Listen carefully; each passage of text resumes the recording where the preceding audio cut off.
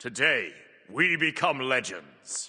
Hey, my name's Inter, and welcome back to Intergames for another God Guide. This time we have Poseidon. Known for his high burst damage and some auto-attack synergies within his kit, as well as high mobility through movement speed, Poseidon can absolutely run through entire teams when played well. And he also got some buffs recently, which is pretty nice. So as always, we'll be going through all of his abilities, his builds, his combos, all that kind of stuff. So jumping right in with Poseidon's passive, we have the Changing Tides, which basically is a meter that you get here, and it will fill up as you basic attack people, and using abilities will drain it. You have increased movement speed and deal additional damage based on how much tide you have. So as you can see at the moment, I'm on full tide, but if I use abilities, it's going to drain some of that tide over time. The 2 actually doesn't cost tide.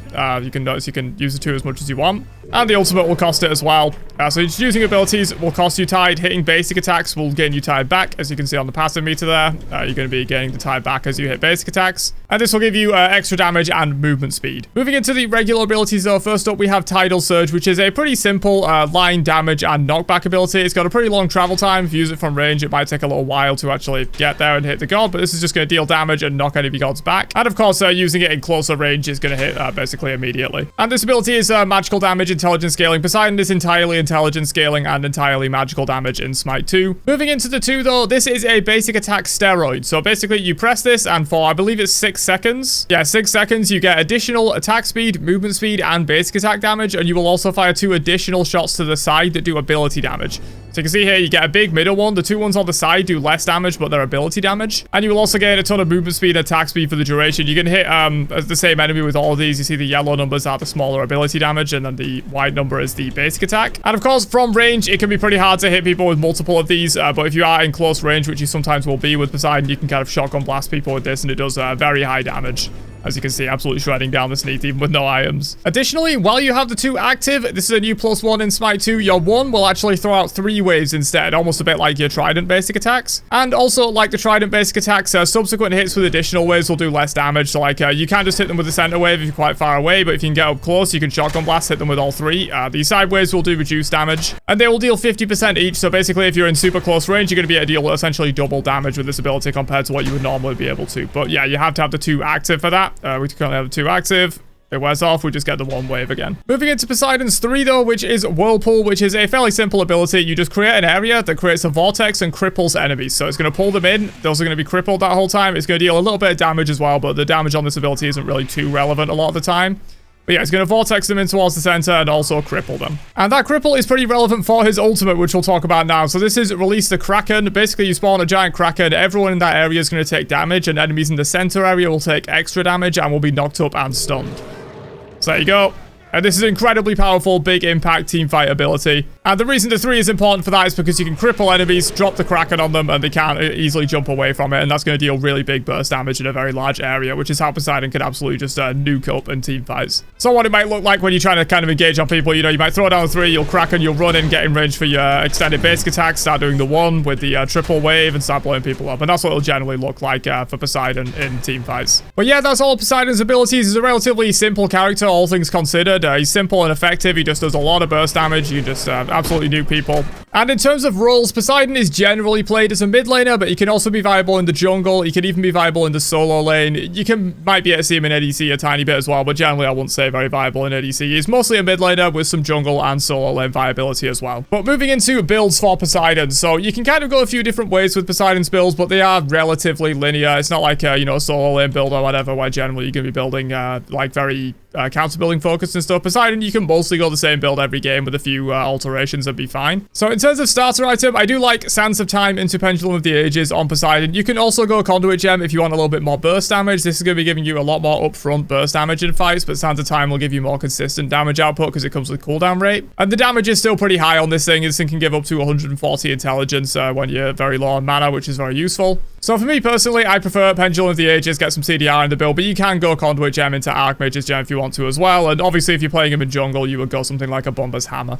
In terms of first item, you can go Book of Thoth on Poseidon. I'm not a huge fan of it. I think it's a little bit slow for Poseidon's early game, but you can go Book of Thoth if you want for big intelligence and basically infinite mana. It will take a while to stack up, but you can do that. What I generally prefer for Poseidon as a rush in mid lane is Soul Gem. This is just going to be online much faster. Once you bought the item, it's doing everything. You don't have to stack it up or anything like that. And this is is going to give you intelligence, lifesteal, and cooldown rate, as well as the passive, which is basically every fourth ability you use is going to deal additional intelligence-based damage and also heal you as well. And I just find this item to be really good for the early game. It gives you a little bit of sustain, it gives you some extra damage, it gives you good stats. Soul Gem's just really good. After that, I would generally go into a Gem of Focus. This item is essential for any Poseidon build, in my opinion. It gives you intelligence and cooldown rate, as well as additional intelligence and movement speed every time you use an ability, and that stacks up to 3 times. So once you got all this stacks, you get the extra movement speed, and movement speed is really how Poseidon keeps himself alive. He doesn't have a traditional dash, but through the Tide movement speed, through the 2's movement speed, through Gem of Focus movement speed, you can see you can get moving pretty quickly with Poseidon. And that is his way kind of into the fight, you know, get Krakens on people, and then you can kind of skirt away with your very high movement speed. So yeah, Gem of Focus, absolutely essential on Poseidon, in my opinion. You should have this in any Poseidon build, no matter what. On the topic of movement speed, I will also mention Doomob. I think Doomob could also be pretty decent on Poseidon. This is kind of like Book of Thoth, but a little bit more movement speed focused. This is way more expensive, but it does come up front. You know, by the time you've bought Doomob, you probably wouldn't have even fully stacked Book of Thoth anyway, so it is probably a little faster to get online than Book of Thoth, despite being more expensive. But this thing also gives you movement speed every time you cast an ability, so it's sort of like having a double Gem of Focus. So you can get a lot of movement speed when you stack these 2 items together, and as I said, that is really good for Poseidon. You wouldn't go in this slot. Generally, if you are going Doomob, you would go in first slot, give you your big intelligence bomb in the early game, and get those stacks going. And then you would go into like your Soul Gem and your Gem of Focus. But generally, I do prefer to just go Soul Gem straight up, because I think Doomob is very expensive. It's quite slow to get online. You can have bad pressure early game if you go Doomob, but it is there as an option. I especially like it in jungle as well, because you can get a lot of movement speed to get around the jungle more quickly. But especially in mid lane, I'm not a huge fan. I prefer Soul Gem into Gem of Focus rush basically every game. After those 2 items, or whatever you've gone, you know, maybe you got a Book of Thoth or a Doomob in there, and you'll delay this a little bit. But after those 2 items, I'll generally go into a Totem of Death. This is an incredible item for Poseidon.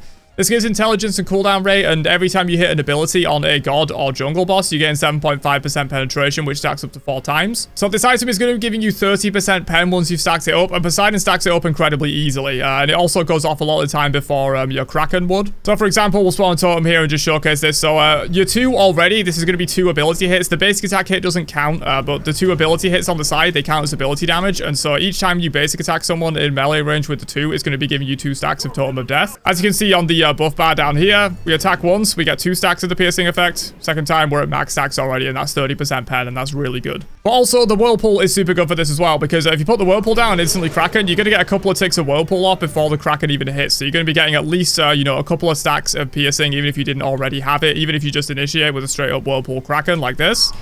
Just put that down, you Kraken, you're already going to have a couple of stacks there ready. But honestly, a lot of the time, you know, you might have just randomly hit a couple of those enhanced basic attacks or the 1. You're going to be probably near max stacks on the piercing effect, and then you can just go in for the Whirlpool, finish it off, hit a Kraken at 30% pen, which is really good. This is the go-to % pen item for Poseidon, in my opinion. You can also go Obsidian Shard. I would say don't ever go just Obsidian Shard. Totem is just better in that case. But these are different effects. This one is piercing, and this one is shattering, and they do stack with each other. So if you want a very high % pen build, if you want to be a kind of shred tanks, I think this can be quite good. You can go Totem of Death and Obsidian Shard, and essentially that's giving you 50% pen, which is kind of nuts. And you can also build some % pen in the rest of your build with something like a Rod of Tahuti or whatever. So yeah, always Totem of Death should be in your build always, but if you do want extra % pen, you could also go Obsidian Shard. I think that is quite good. You get like 50% pen in the build. I wouldn't go immediately after the Totem. I will probably go into something like a Rod of Tahuti here. This is just a really good item right now in most mid builds. It gives you pretty good stats overall, some % pen, some intelligence, but then also you get additional intelligence equal to 20% from items. So generally this thing is going to be one of the highest intelligence items in the game once you're full build, and I'm absolutely a big fan of it.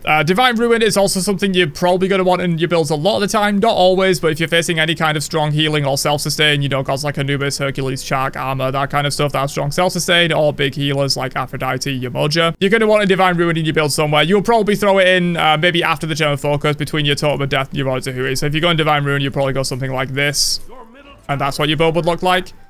But if you don't need the Divine Ruin, you can just skip it and just go straight into Totem of Death, Rod of Tahuti. I also think Gem of Isolation can be quite good on Poseidon. This is often something I'll throw into my build. The base stats are pretty okay. You get a lot of health, which can make you just a bit more survivable. Poseidon, not super high on survivability. Once you get all that movement speed online with like Gem of Focus and your passive and your 2 and stuff, you can be very slippery, but you could also get blown up pretty quickly because you don't have a traditional dash to get you to immediate safety. So having this extra 350 health can sometimes make you survive all-ins that you wouldn't have survived otherwise. And then the passive, enemy gods hit by your ability abilities are slow for 15%. And this will work on the 2. As I said, the side hits of the 2 are ability damage. The middle hit is basic attack damage. So you will be applying Gem of Isolation if you're basic attacking people like this. And also you could just apply it generally from range. Just throwing out this kind of stuff, slowing people, helps people not escape your Kraken as easily as well. So yeah, I do think Gem of Isolation is quite good. I wouldn't say it's essential in your builds, but it is something that I like. Bracer is also an option if you want to go a little bit more attack speed focused. This is mostly an ability focused build and you're just relying on the attack speed from your 2 and hitting kind of hard with that. But if you do want to go a little bit more auto attack focused, you can also throw in a Bracer of the Abyss. I think this is quite good. And this comes with intelligence, attack speed, and whenever you hit an enemy god or jungle boss with an ability or basic attack, you gain 10 basic attack damage for 10 seconds. And this is really good with your 2 because as I said, the 2 side hits are ability damage, the main hit is basic attack, so all 3 are going to stack up Bracer of the Abyss. So if you check on the buff bar down here, after 1 basic attack, I'm on 3 stacks. After 2, I'm at max stacks of this effect. And so just after 2 basic attacks of your 2, you're already up at plus 60 basic attack damage. Unfortunately, it won't apply to the side hits of the 2. They're not basic attack damage, they're ability damage, but it will apply to the middle hit of the 2, and you can really start kind of chunking people. You get a lot of attack speed. Like, look at the amount of attack speed I've got with just 1 attack speed item in my build. You can actually kind of shred people with a Bracer of the Abyss in your build. Wouldn't say it's essential or anything, but if you want to go a more auto attack based Poseidon, I do think Bracer of the Abyss is quite good, especially good paired with Gem of Isolation, because you're going to be slowing people with the side hits of this and also getting more attack speed. You can kind of run people down just with the 2 alone a lot of the time. But in terms of a general build for Poseidon, I usually don't go this, but it can be a lot of fun. In terms of a general build, I would just finish this off with an Obsidian Shard, as I mentioned earlier. You're going to have 50% pen in this build. You're going to be slowing people. You're going to be hitting really hard with abilities.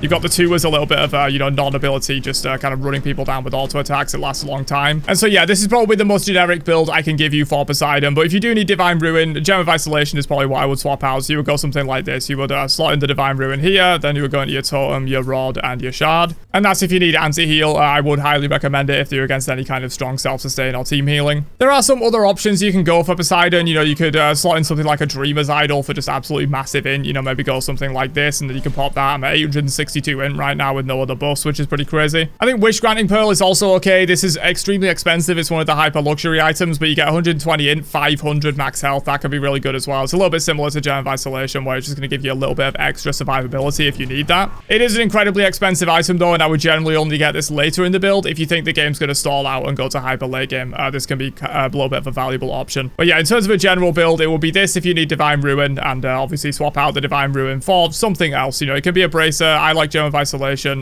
personally. It could be like a Dreamer's Idol or a Wish Granting Pearl or whatever. You could even maybe throw in a Chronos Pendant if you wanted a lot of extra cooldown, but this build already has enough cooldown in my opinion. You've got 20 from this, you've got 10 from this, you've got 15 from this, you've got 15 from this. Generally, I would say that's enough cooldown. Like, that's probably roughly equivalent to about 40% cooldown reduction, so you've probably got enough in the build with that, but I guess you can throw in a Chronos Pendant if you really wanted to. But that's it for the builds. In terms of relics on Poseidon, I'm not going to be able to sell the beads that I bought, but you almost always are going to want beads on Poseidon. You could go Aegis into comps where they really don't have a lot of threatening CC, but they do have an insane amount of threatening burst damage. And you could maybe go like a Phantom Shell or something if you wanted. If you're playing against like your Mojo or Odin that might farm you, you can't get over walls default as Poseidon, so you might throw in a Phantom Shell occasionally in certain matchups. But the vast majority of the time you're going to be going beads. Sometimes you might want to go Aegis as well. I wouldn't really recommend Blink on Poseidon. He doesn't really use Blink very well. He's not going to be like blinking in and blowing people up. He's going to want to stay at, a little bit of range and kind of blow people up this way rather than like blinking into people's faces. Blink can save you defensively, but beads will save you defensively as well, and it's on a much lower cooldown. But yeah, that is pretty much it for Poseidon in terms of abilities, combos, how to play him, builds, all that good stuff. Let me know down below who you want me to cover next for the guide series. I'm going to be trying to pump these out as frequently as possible. Hopefully get every God in SMITE 2 covered, within a few months or something like that. So do let me know who you want to see next, and I will catch you guys for another one later on. Have a great day, and peace out, you nerds.